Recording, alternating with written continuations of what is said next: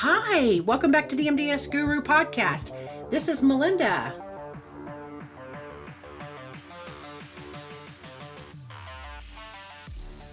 Hey listeners, glad you're here. Today we're going to continue our deep dive into QMs. We're going to talk about long stay residents who have depressive symptoms and long stay percent of residents whose ability to walk independently worsened. As you may know, in order for this QM to flag, the target assessment has to have either of the following conditions met. Either the resident's mood interview has little interest or pleasure in doing things, or they're feeling down, depressed, or hopeless. And those values have to be 7 to 11 days or 12 to 14 days.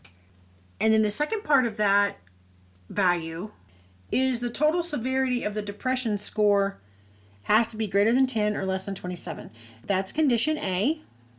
Whenever the resident's mood interview has a little interest or pleasure in doing things, and the value equals 7 to 11 days or 12 to 14 days, or down, depressed, and hopeless is 7 to 11 days or 12 to 14 days.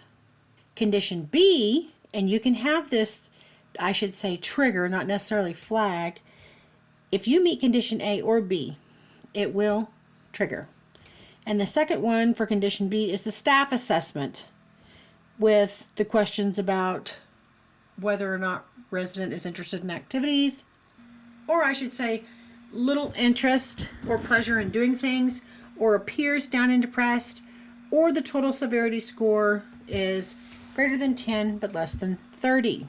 Now, the value for that's different if it is a resident interview versus a staff assessment. There are no covariants for this, and the exclusions for this measure is whether or not the resident is comatose, and of course, if you dash the questions that they have focused on is also an exclusion. We don't want to dash things. Looking back, just to recap it, you have to meet condition A or B in order for this item to trigger on the MDS, and that's whether or not the mood interview, they have little interest or pleasure doing things, is a yes for 7 to 11 days or 12 to 14 days, or they seem down and depressed for 7 or 11 days, 12 to 14 days, or their total PHQ 2 to 9 is greater than 10 and less than 27. It's the same thing if you do a staff assessment, except the PHQ 2 to 9 score is greater than 10, less than 30. Those are the things that will cause this measure to trigger. Make sure that you have documentation if you are marking these things on the MDS. Don't think that you can mark a staff interview when you should have interviewed the resident and didn't. For example, it's a timing thing. You should have interviewed the resident because they were capable of an interview, but then something happened and you didn't get the interview done, so you marked a staff interview. That's not appropriate, and that goes against the RAI guidance. Try to get your interviews done as soon as you can, because you're not supposed to be coding they were not interviewable if they should have been and you didn't get it done. The RAI manual says you should dash it, and we don't want dashes. The next QM we're going to talk about is the long stay percent of residents whose ability to walk independently has worsened. This is the GG017I, walk 10 feet, is what this QM is linked to. If they've had a decline when comparing the current assessment with the prior assessment, this will cause a trigger. There's a lot of covariates. On the prior assessment, the resident needed help or is dependent for eating, sit to stand, toilet transfer, or walking 10 feet. Daily decision making equals a 3. Short-term memory equals a 1. BIMS is less than 7 for C0500. Gender is female. Well, that's interesting. And B1000, the vision equals 0. Or O0110C1B, oxygen, prior assessment, and 1 on the current assessment. Those are all covariates.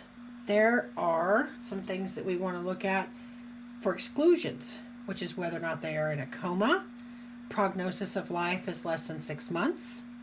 If they're hospice, they have no prior assessment, their target assessment is before 10/1/23, which I don't know how that would be possible. If the prior assessment was a discharge assessment, or GG01701, walk 10 feet, is dependent or not attempted or dashed. And those items are the exclusions.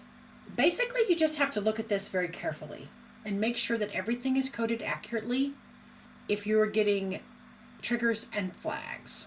Make sure you have your care plan in place and your documentation is correct before you code these things. QMs are not fun sometimes, and it's a challenge to us to keep up with them.